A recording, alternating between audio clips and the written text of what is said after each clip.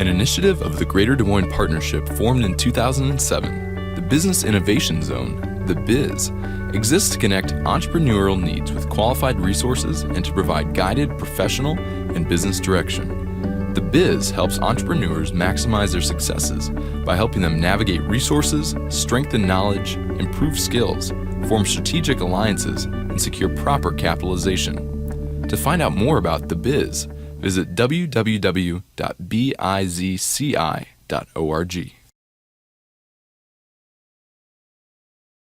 I'm gonna miss the biz name. I know, but you know. I miss the old partnership space too. Yeah. Like every time I'd walk past it and see the biz the partnership signs, staff man. misses it too, man. I think we're going to be back this fall. Cool. We're actually going back. That'd be great. So I want to know about your dog, Einstein. When you and I met, the one thing, your goal, I remember, besides all this business stuff, is you were going to have a dog in a backyard and a place to play. And I saw this great post on Facebook of this dog flying through a snowbank. I think Yeah, in that's February, Einstein, yeah. Einstein, yeah? Yep. You know, she's a pain in the ass. I'm hoping that, as she grows up, she's going to calm down a little bit, but that's Still the truth. How many people have raised puppies before? Oh, look at that. So you forget every time. And she's big. How many people have ever owned bloodhounds? So I think a famous line in our house is things we should have researched before we got a bloodhound is bloodhounds. Because we have a foghorn that lives in the basement. And it is what it is. Yeah. But it's she's a lot of fun. I give her a hard time, but she's been great. Yeah. So we had an amazing week here last week in Des Moines with 2 national televised interviews of 2 CEOs of 2 startups in Iowa, and the other person sitting right there, Darian Baugh. Not bad, right? Fox You can News do it from Business. Des Moines. How many companies have gone public in Iowa this year? I think 3 already. Awesome. And we had Kiva, another and who else? Another one on 4 already, and there's one going public Thursday. Chem Farm in Iowa City goes public Thursday morning on the NASDAQ. Awesome. Which is great. That's a little different. I mean, really, when you talk about ecosystem, where things have gone, things have really changed. I don't know that I would have ever thought we'd gotten that far this quick. So congratulations to you on the BBVA announcement. If you could take a couple of minutes and tell us, we read a lot about the deal and what the point is, but tell us about landing the deal, because that's a lot of work to land a large corporate deal. Maybe you could tell us a little bit of how long it took, how much your team was involved, the process you went through. As anybody that's ever worked on corporate development before, as you all know, those deals take years, and they don't really start as deals. They start with beer. Yeah. And that's the same way that deal started. I think I met them through Mike at Smarty Pig at South by maybe 4 years ago. Wow. And at that point in time, I think they were mainly looking at sort of expanding on their investment thesis and not necessarily as a commercial partnership. Oh, okay. What we ended up finding was BBVA invested about $500 million in updating their core systems, which is a massive undertaking that took them like 5 years, I think. And so the global bank and the global bank's chairman has a digital first mentality and is okay taking risks, which for somebody who is in charge of 120,000 employees is pretty unique at a bank. And also along that wavelength, the Fed has also been producing faster payment papers. There's a lot of discussion around that. For those that don't know, those faster payments papers are essentially going to change the way about $600 trillion in a year move in the economy. So the sort of systemic importance there is huge. Sure. Dwala just happened to have the first real-time system up and running. Right. And BBVA said, we'd like to use this. And we said, well, we'd love to get it to you so you can didn't use say it. no. Right? And we, negotiated for probably 6 months and finally got it kind of announced in October and launched last week. Okay. All right. Any lessons you can pass on to the group about what it's like to go close big deals? I think not giving up is really the key to getting deals done, big or small. In my first company, one thing I really miss is the ability to close on the phone. Yeah. It's like a kind of a rush to every sale. Right. And in this company, the deals just don't work like that. Right. But, you just take time, you listen, you try and solve the problem. And there's got to be a clear business case for the partner. I mean, it's not what you want from them, it's what they want from you, and more often than not, they want more revenue. Right. So that's what the conversation needs to be. About revenue. Yeah. Do you have people in your company specifically dedicated to the selling process now? We do. We sell into three tracks. One is businesses, one is governments, and one is financial institutions. Okay. As of today, I am no longer the only person selling to financial institutions. So that's going to be an interesting departure for the company, which exciting for me. I think it'll be good for the company. Yeah. Then we have another person running business and another person running financial institutions or government. And are those people, like, do they have knowledge from that market space? Do you look for people from the market? On the business side, yeah. Okay. We recruited him out of a publicly traded company. He had experience from Bazaar Voice to Apple, and he had sales experience building out pipelines. The individual who set that up ran sort of corporate development at Ning in the Valley. Prior to that, the individual who's coming in to kind of take over the FI track is from Goldman Sachs and has had a long history there. Right. And also worked to put a clearinghouse deal together with one of our other investors, the Chicago Mercantile Exchange. Right. So they have a lot of institutional knowledge, thankfully. Okay. And I think that's important whenever you're doing corporate selling, is to have any relevance or any chance to get through that door, being of the group and having the resume, and it's a big deal. It's definitely important. When I came, how many people in the room know who J.D. Geneser is? So small town, right? Like, it's connected. Somebody told me, and by the way, Jeff, your shirt is awesome. That sticker's gone over really well. Somebody told me I needed an old gray hair when I got to Des Moines to sit next to me, and JD. Do you remember who told you that? Was it you? Yeah, it was me. So thank you. And so sorry, JD, he's not that old, but yeah, well, he's got the gray hair. He has the credibility and knowledge, and he does what he says he'll do. Right. And you need people like that, especially when you don't have the background to really have any credibility. Yeah. I don't with the banks, and so we recruit for that. Yeah, makes sense. Is there any predictability to the selling cycle on these large clients, or is it just all over the board? Money has to come from somewhere, right? Yeah. It comes from customers or it comes from investors. That's it. So if you don't close the deals, the company dies. Yeah. So Simple. There's a sort of implied forcing function, right? Yeah. And so they get done because they have to get done. Right.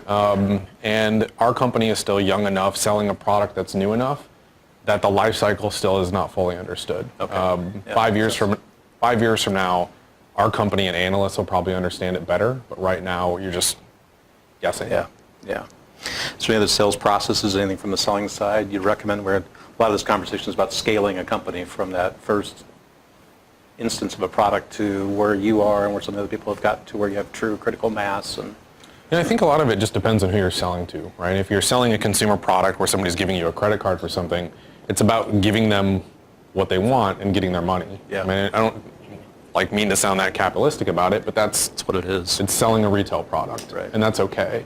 When you sell to a big business, it's all about what revenues your partnership is going to drive for that business and how you're both going to succeed. So the difference between give me a credit card number and here's how you're going to make $1 million and get a raise, they're different conversations. Sure. And Dwala's ecosystem is unique in that we serve consumers, but we also serve large financial institutions and at this point, even the federal government. Right. And so the conversations are a little bit different. Sure. I think you just need to be self-aware of what the customer on the other end needs and wants. Yeah. And that was something that I think took me and Dwala a while to figure out. Okay. When I met you, you had a pretty specific problem you were going after, and you had it pretty well defined. It's something we see with a lot of startups, is how well do you know the problem you're solving and who the people are. How much has it changed? You look back to that first launch. How much has the problem solved, if you will, definition changed for you? I was in San Francisco yesterday, and I was giving a presentation to the guys at Union Square Ventures, which is really just sort of an annual check-in. Right. And it's for the partners that aren't on our board, but the second slide was the core thesis. Okay. And the core thesis has not changed. Dwala's core thesis is simply to build a purely digital network that everybody in the world has access to, and the ramifications of that are substantial. Right. That hasn't changed. What we now understand, however, is where the applications of that technology are, especially in market infrastructures, where there's huge savings around large sums of money that have to sit around because the systems are inefficient. And it seems insane because it's all invisible, but there's a real cost in it. Sure there is. And so now we found building a really big sustainable company might be about helping market infrastructures as much as it is about helping coffee shops and e-commerce merchants. Interesting. Probably hadn't thought of that when you first got going, huh? Nope, never thought about futures and commodities, that's for sure. Not at all. You didn't know anything about it at the time? I didn't know anything about it until 3 or 4 months ago. Oh, wow. Oh, geez. The Mercantile Exchange found us. Yeah. And when they found us, I laughed because I didn't think that they could pull off what they said they were going to, what they were saying to us. They've been a great partner. You know, they bring us into the business units. They've taught us about how futures work. You know, we understand Forex now. We understand all these other things. Mm-hmm. And they kind of bring us into the beast and help us understand where the technology applies. And because they're overseen directly by the Fed, that means that our pipeline to the Fed has been direct. I was going to say that had to help in a way, didn't it? It absolutely did. They're, you know, 3 or 4 blocks away from the Federal Reserve Bank in Chicago. They're overseen directly by the Fed as a systemically important enterprise. So really, when Dwal is able to come to the table as the real-time solution, it's given us a lot of credibility. It's been really good for the business. Great. I'd like to talk a little bit about building product. I mean, when you first got started, it was you and a programmer, and you know, it's that classic get started. But you've gone through a lot of product build. Yeah. Can you maybe elaborate a little bit on what you've learned about building product life cycle? How far can you plan out? You know, especially when you're trying to raise. Think about these other people here are trying to raise capital, getting ready to raise capital, and they've got this product plan, and Yep. go. You know, I think that when it comes to raising capital in the product plan, nothing speaks louder than how customers are actually using the product. Yeah. And when you're talking about, I mean, you inherently know what that feels, right? When you're talking about how someone could use the product as opposed to how someone is using the product, the level of credibility you're going to have with an investor is dramatically different. Sure. And so in the early stages, it's sort of, does the product work and does it suck? If it works and doesn't suck, that's great. You got your foot in the door and you've gotten further than a lot of people get.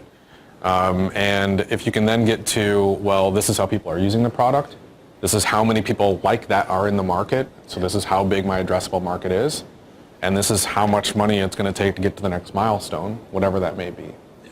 That's, I mean, the science is pretty straightforward, right? There's not a lot of science, it's just social. So what's it like on the inside building those products on an ongoing basis, running a build team? And you know, Dwal is a lot more mature than we used to be. You know, back in the early days, we did not have, you know, things set up to roll back the way that we probably should have.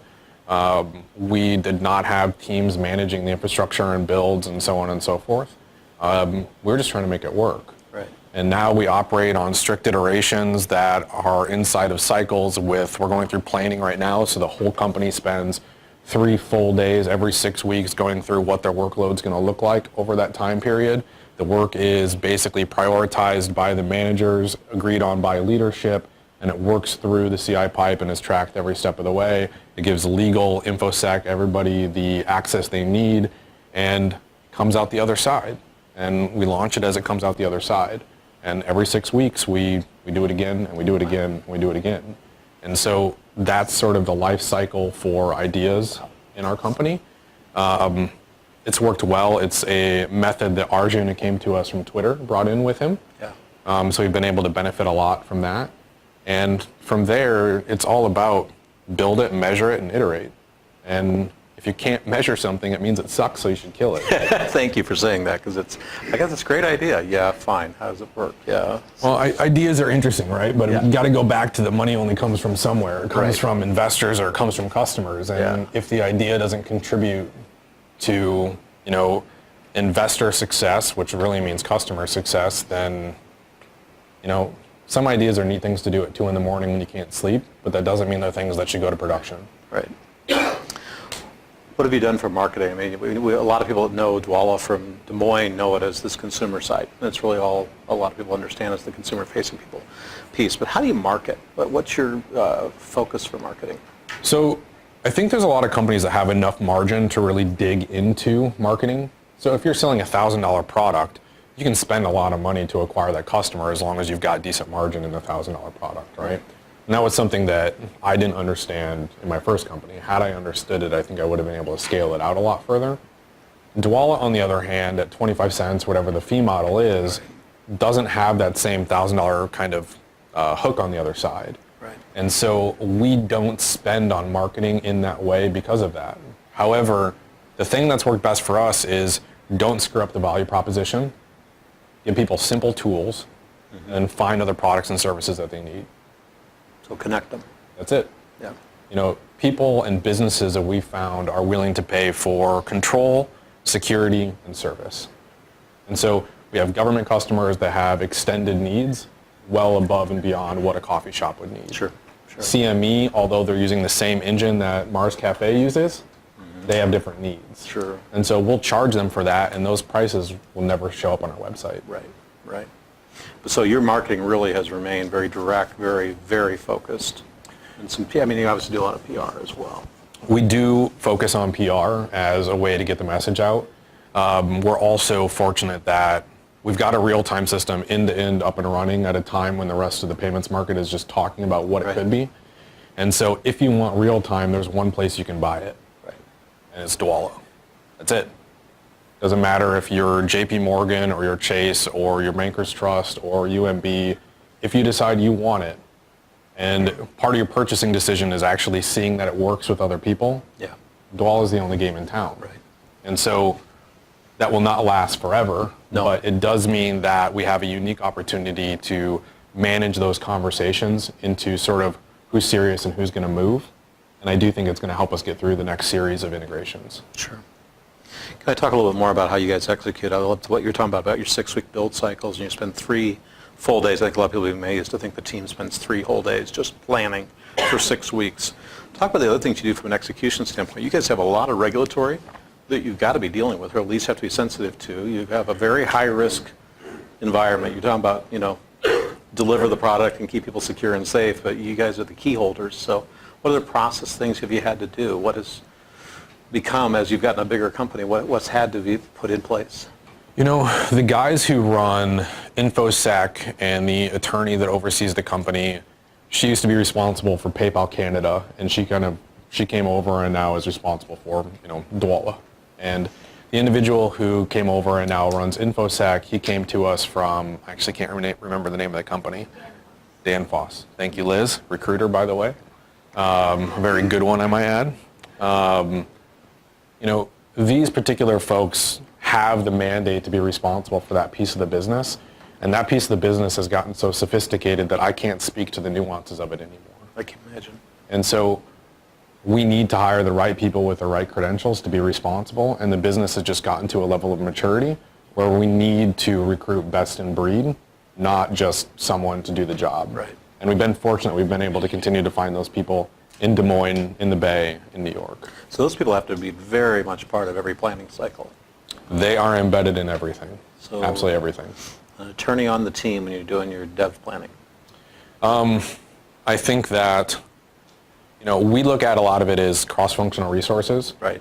The way that code is written and the way that code is shipped, the CI pipe that it goes through, the way that certain parts of the infrastructure are actually operating, there are external ramifications because of the business that we're in. Yeah. And the way that we just sort of look at it is each team has cross-functional resources, and we map those at the beginning of every cycle. So essentially, let's call it the business track that's responsible for this feature has this legal resource, this InfoSec resource, and that's openly mapped at the beginning of every cycle. And you have to maintain that level of transparency within the team, and also that level of responsibility so that people can just own what they're responsible for. Yeah. Nobody likes to be micromanaged, and so just hire really smart people and let them do their job. Tell me a little bit about support. How do you deal with, you've got multiple types of clients, you've got multiple types of implementations. How do you deal with the support question? Is it a single support team? Is it support by market? Right now it's one team. We've got 4 or 5 people in the Des Moines office here who handle it. Okay. And I actually think over time it will be more specialized, but those people are sort of trained to be a Swiss Army knife as it relates to supporting. And when they see an opportunity for a sale, to bring the right person in that can help close. Yeah. And over time that will evolve, but that team's 4, not 40. So right. We've got a little bit of time. I think that we can kind of keep doing that. Sure. Once we have to break the team up, it will be a very high-class problem. Yeah, no, I agree. So you've got a lot of talented people. You're talking about hiring the best of the best to do this. What positions, looking back the last few years, what one surprised that you had to hire? I mean, what position did you just not even anticipate? Oh, I got to have one of those? So Kate reminded me this morning when she picked me up from the airport that she was one of those positions. For those that don't know, Kate runs my life at this point. Jenna was another one. Keep in mind that I'm complimenting the recruiter and I'm talking about recruiting people from these other companies. We had a board member that said, hey, you guys should get a recruiter. And I thought, you're insane, dude. Do you know what those cost? This is nuts. No way. And he kind of kept pushing me on it. And eventually we did it. And Jenna has helped grow the company from, 8, 10, 12 to 70 or so. And it has been a huge asset to the company. Yeah. I think hiring more on the legal side, we've had an in-house attorney for a very long time. We have multiple kind of attorneys externally, Sure. But I think that investing there earlier on would have been a good thing, and bringing that in-house as opposed to relying on people externally would have been better. And then from there, each time that you sort of have this, do we need that person? Well, when you don't hire them, the opportunity cost of what you can't do because they're not there is, it's a high beta. Right. But those are the ones that come to mind. Kate and Jenna were two specifically that I thought, oh, I can take care of this. Well, no, I can't. So Fair enough. What do you think are common areas that when you work with a lot of startups, you still help a lot of people in the background, I know you do. What do startups often overlook when they start to grow? When they get to that, okay, now I'm going to start hiring people for real. And like you said, I got to hire the very best. I've got to do that. What do they overlook? At that stage, the best is the people who give a shit, right? And those are the people that will get up at 2 a.m. when something breaks. They're the people that when something hits and you just need to get on a plane at 6 a.m. on a Saturday will give up the time with their family. And that sounds ridiculous that I'm saying you need people that are going to give up their time with their family, but you do. Arjun runs technology, has 3 kids, and when something breaks, Arjun gets on a plane and he just goes. Right. There's a sacrifice. And that early in the company's life cycle, if you don't have people that are willing to make that sacrifice or sort of all bought in, Yeah. then you already are understaffed, right? You need to have people bought in that way. Sharice has been doing that for 3 or 4 years. Yeah. It just takes that. And sort of as you get into later stages of really thinking about scaling, sometimes you just need to go with your gut. Sometimes make the expensive hire, sometimes don't. You don't really know until you're there. And then just trust the decision that you made. Yeah. Everybody will always be able to tell you that you made the wrong choice. And so there's plenty to do that, aren't there? Right, and there always are. Yeah. You're all over the world these days. I mean, literally, I see you talk about where you are sometimes and imagine, how do you stay in sync with the team and how do you stay in sync with your own family? I mean, that's challenging, isn't it? If it would have ever been any other way at Dwolla, I think it would be really hard. But it's the only way we've ever done business at Dwolla. The team has only ever been the team's never been in one place. I mean, even when it was me, Shane, and Greg running around trying to figure stuff out. You weren't all in one place. Right. We've just never had everybody in one spot. The closest we probably came is when we were in the Midland and only had a couple people in New York and maybe somebody in Wisconsin or North Dakota. And that's it. And so I think that it's just a part of the way that we do business is having sort of remote offices. We think they should be in pods, not sort of one-off people. Yeah. But the San Francisco office has sort of come up, and we're about to move in San Francisco into a bigger space, which is going to be really nice. And the culture is really at this point not that different. It's sort of, it feels similar now in both places, which I think is interesting. And it's also, that's a nod to Sharice. She's done a nice job. Yeah, I was going to say, that's really hard to do because I've had operations in Iowa, operations in Seattle, and the culture was not the same. It's hire like-minded people. Yeah. And build a similar environment. Yeah. And I think that when we open up this new office, you've got a different address, but if you're in our San Francisco office or our Des Moines office, I think you'll find a similar feel. Yeah. And, the executive team is in a constant rotation around. So I think that the people that are influencing a lot of team behavior are just always present in both offices. Sure, that makes sense. Well, let's open it up to the audience as you start to think about your questions. As Ed asked you, is there anything you want to talk about today that you'd like to? You got a bunch of people sitting here from Iowa. Anything you want to tell them? And if not, I'll take the first question. But I thought. Yeah, let's start with questions. We'll see where it goes. All right. Yeah, you talked a little bit about bringing on a full-time recruiter. What do you see are the challenges for companies like yours to bring people into Central Iowa? And what do you think we should be doing in terms of trying to get more people into the IT pipeline? So the best thing people can do in IT locally to bring in more talent is build successful companies. Because those successful companies, especially in the way things are being built today, come with options, returns, and quite honestly, have great packages for employees. All of that being said, I know there's some other things being talked about around, tax credits and so on and so forth that could help companies be more successful.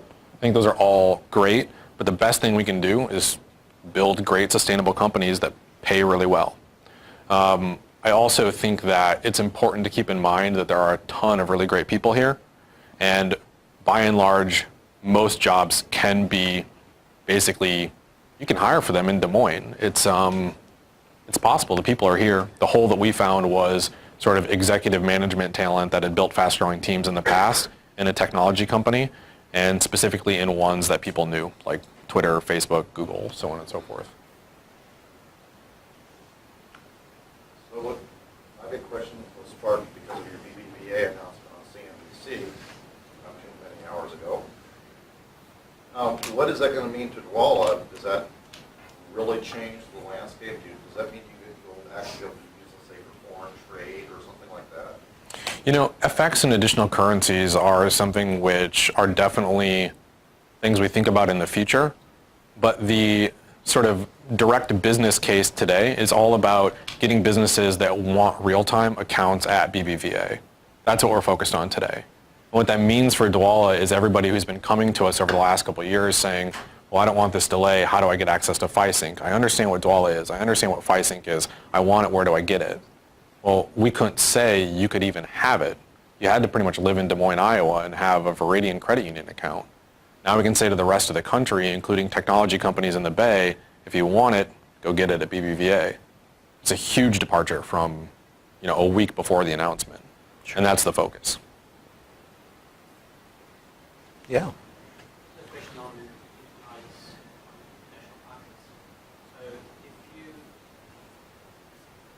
Sales teams internationally, get to that point already. How do you get a balance between focusing on global fruit and still looking far enough ahead? And I think that empowering people to be responsible for the business lines that you want to continue to maintain and grow, you can grow multiple business lines simultaneously if the right people are in place and heavily motivated to do so. And a lot of that comes with management structure and predictable compensation with performance, so people know where they're going in their careers and what they're responsible for. My personal perception is, as we grow leaders inside of the company who can own those business sectors or own those business verticals, they continue to build them out from teams of 2 to 10 to 20 to 50 to 100, however successful they can be. And if they don't, that means we close the business line and move on.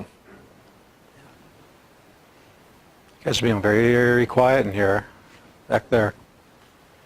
Talk a little bit about real time versus the delay. I'm wondering why you have the delay in the system. What's the sustainable? What are some of the sustainable barriers to entry that Dwala's going to have? That's what you're. So the reason that largely we have the system that we have today is because it was an evolution to replace checks. So obviously back in the day we used to literally mail checks from one side of the country to the other, and in the middle it was just a hot mess. And then the Fed said, okay, well we should automate this. We'll develop the automated clearinghouse, right? And we'll essentially use technology that's available to us, which is batch. We'll take all those files and we'll reconcile them. Well, ACH is amazing in that it's ubiquitous, and this thing is incredibly reliable. So it's everywhere, it works, and it's pretty cheap. You can move any amount of money from point A to point B for basically free if you can get access to the system. And so we have that as an evolution to check. Keep in mind that that was done in like the, 60s, 70s? I don't have the exact date. Micers and all that stuff, yeah. 70s. Yeah, it's aged at this point, Yes. right? It's hard. You think about the phone that you were buying in the 70s. That's the payment technology that we're using today. It like hasn't evolved. So when we start talking about taking days out of a transaction, we're making a quantum leap in terms of the value that can be provided to financial institutions, consumers, businesses, and government organizations just by removing all this old technology. It's not, like a 10% improvement. It's like a 2 million X improvement. And the amount of money that's sort of pent up sitting around dealing with the delays, waiting to move the next day, that's just sitting around CME has 88 billion in deposit as one single organization to offset that speed. It's crazy, right? And all people need to get rid of that stuff is a real-time system. The barrier is largely social. It's not technical at this point. We've already built it. It already works.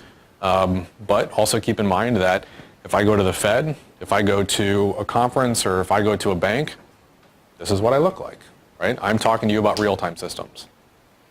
And that takes time. We'll get to a point where we have enough credibility where I think that that won't be so much of an issue anymore. And BBVA, I think, plays an important role in that. Back there, I see.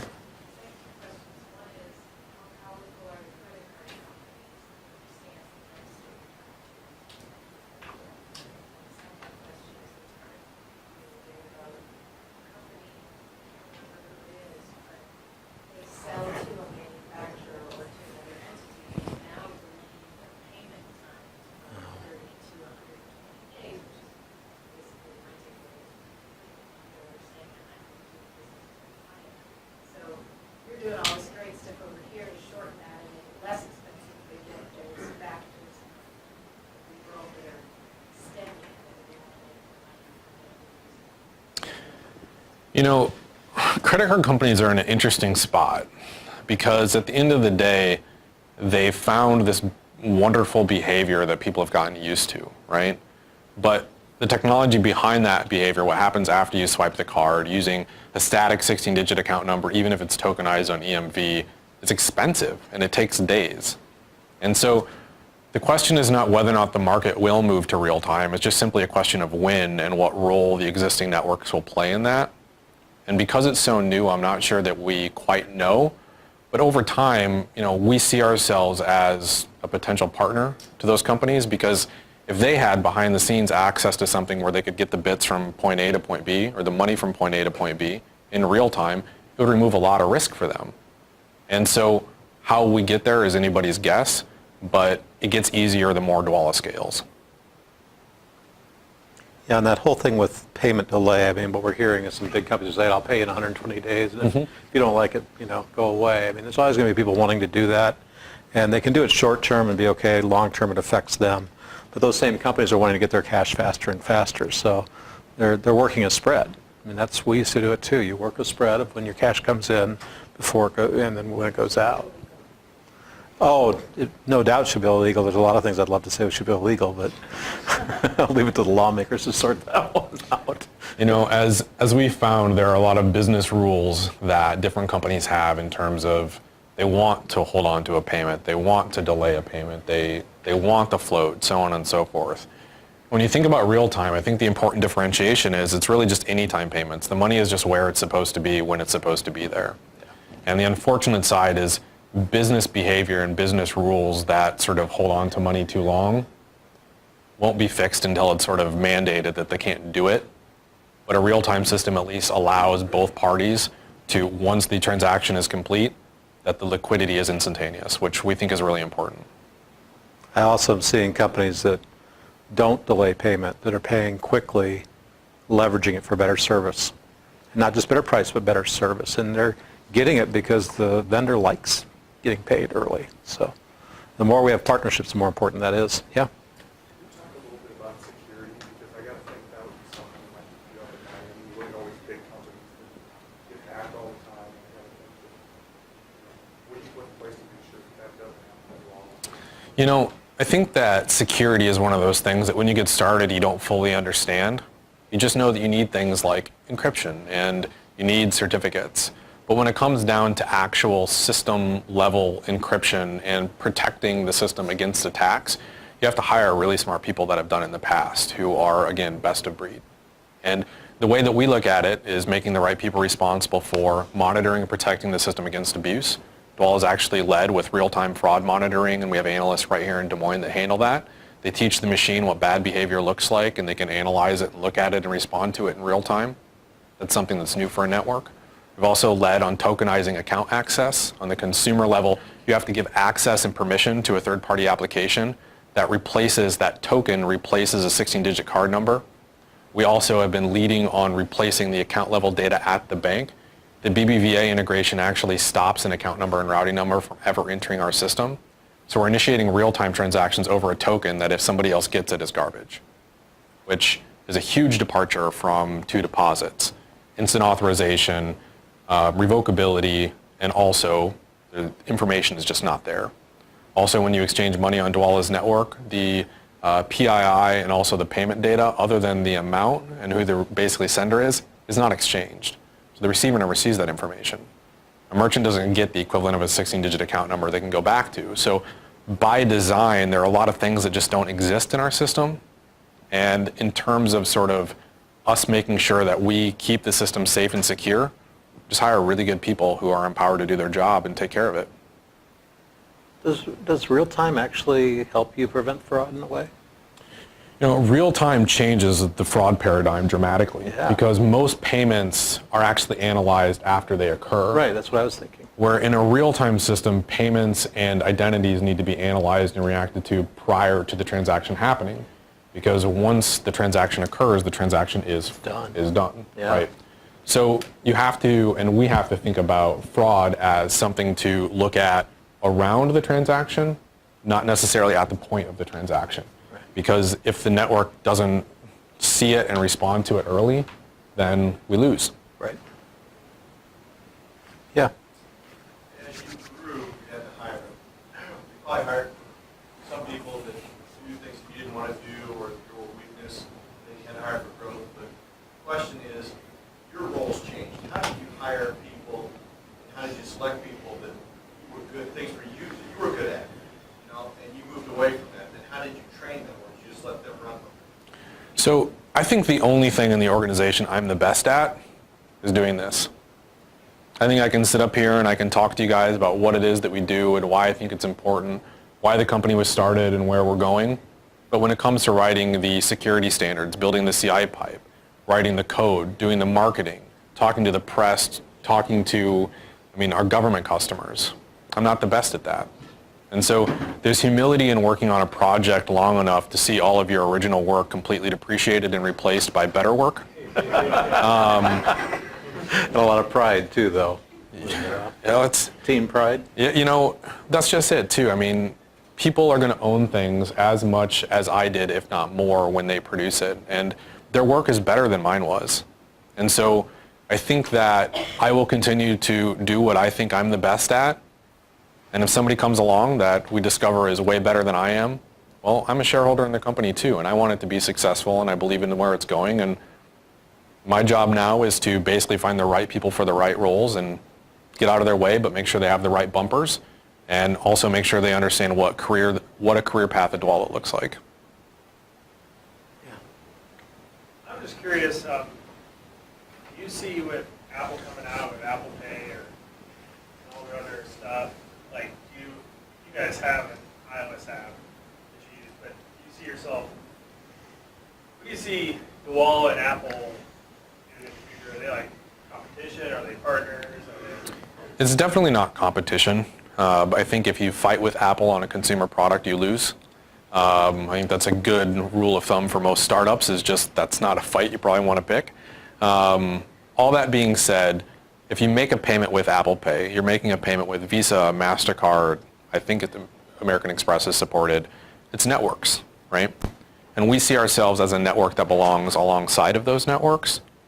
And when that occurs is anybody's guess. But we see ourselves as a partner to companies like that. And over time, someone will probably build a better mobile application on top of our API than Dwalla will. And at that time, we may just start telling customers, hey, maybe you should be downloading this app instead of ours. Love to see Apple put Duala on Apple Pay. That'd be nice. We'll see what unfolds. I'll We'll see. just say it'll be nice. Back here.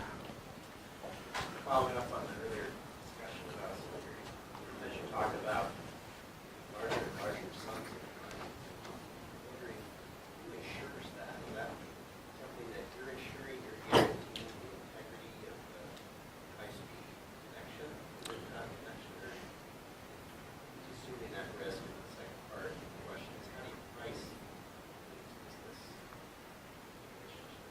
So I think an important thing to know is that in a real-time environment, the money's not sitting.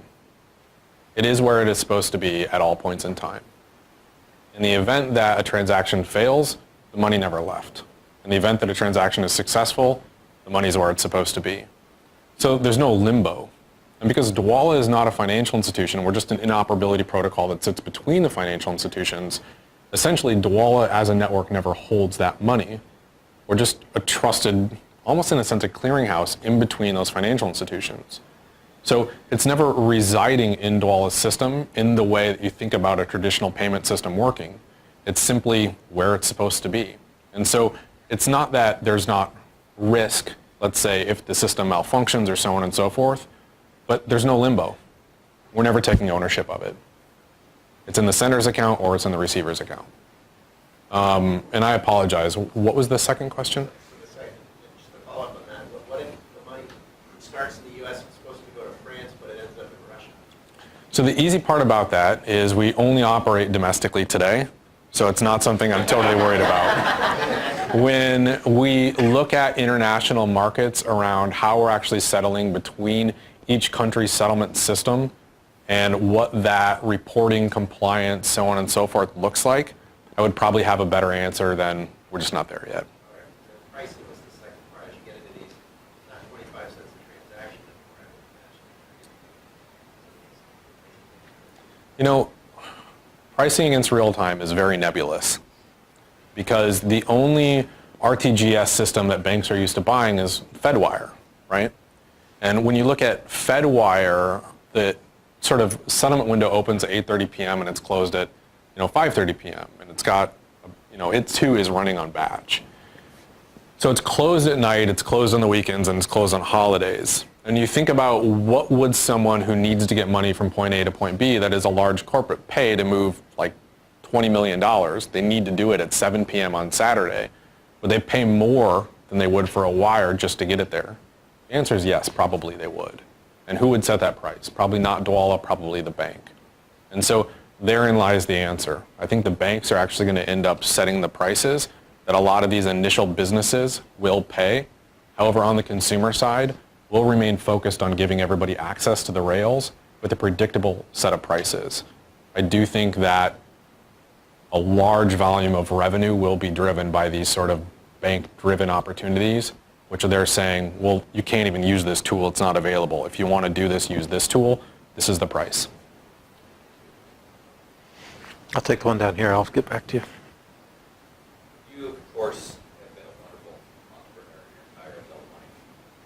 And listening to you now, I'm seeing and hearing that you're moving a bit forward, maybe even to the point where it might not be a horrible question to ask you what's next. Anybody with a true full business model, and I know the amount of work you put into this stuff, I got to think you're thinking about it. You have an exit plan here. You're a shareholder, as you call yourself. You're not involved. You're a shareholder in it. What's next for Ben? Well, the most important thing for the company is build out revenue and build out additional financial institution relationships. And those are the things that are really going to give us sort of the launch pad to what's after that, assuming that we're successful. And everything that we do sort of feeds into those two things. And that's what I'm focused on at the moment. I have one back here. We use the term clearinghouse a couple of times, yeah, but it seems to generally holding on to anything, so it's a little bit misnomer. In reality, you have to develop a trusted relationship somehow as well. So I'm curious what that journey had looked like. It's something I'm going to ask your financial institution, which is the first line of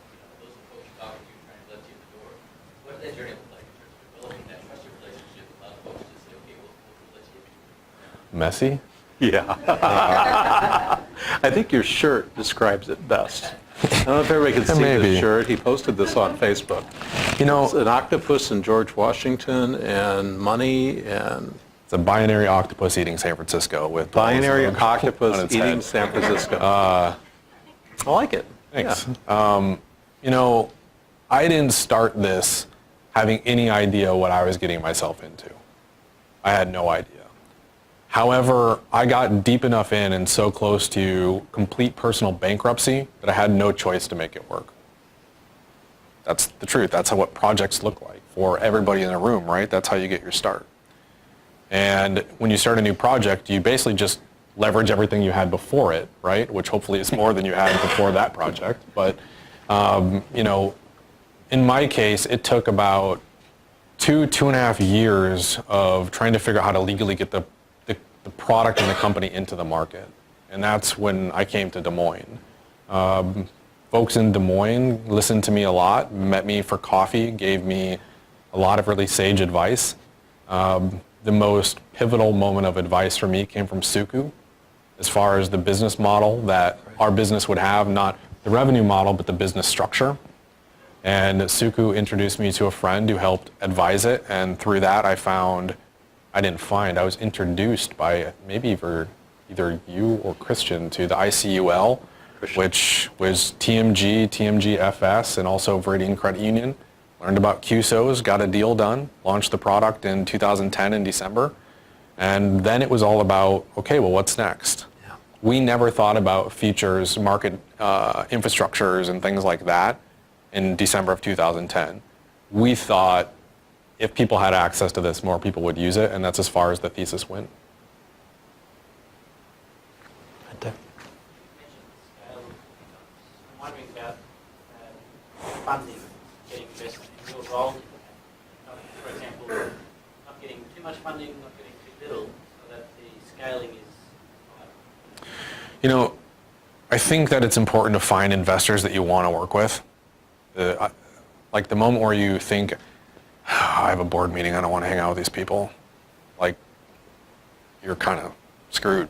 I mean, nothing good comes from that. And the only way you don't find yourself there is by making the best choices possible when you're raising capital. And that might mean taking less from one investor because you like them. And that's fine. And it's probably the better choice overall. Today's market is interesting because if you find yourself in a hot deal, you can probably raise too much money. Hilariously enough, like Silicon Valley, who's watched Silicon Valley on HBO?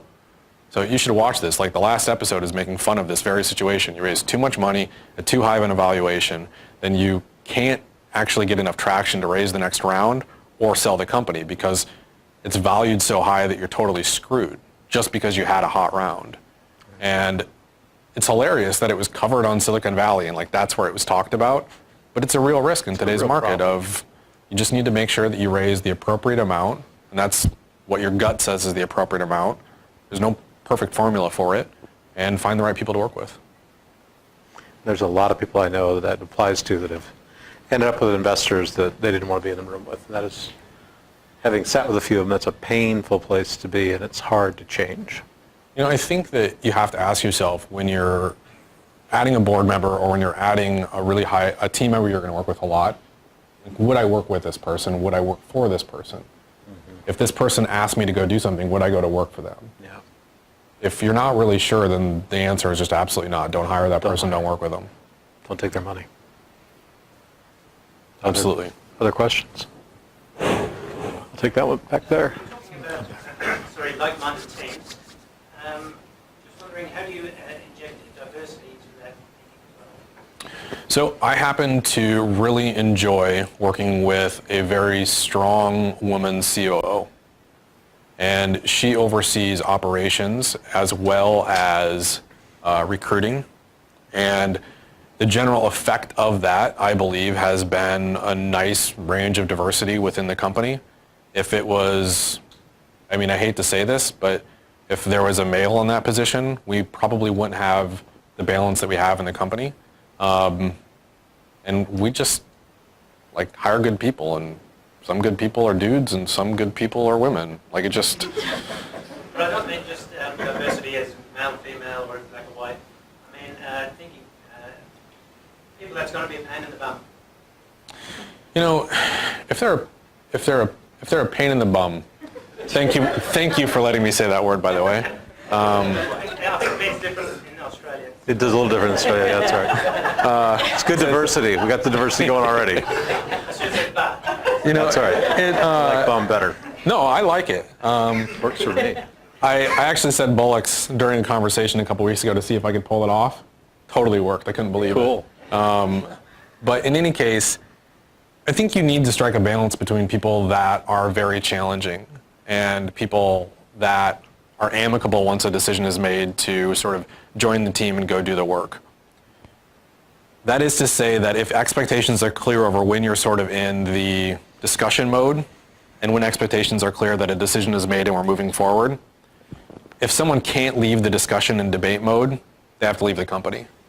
Because decisions have to be made and you can't debate forever. And so I think that you simply hire people that you think will challenge, not just fall in line.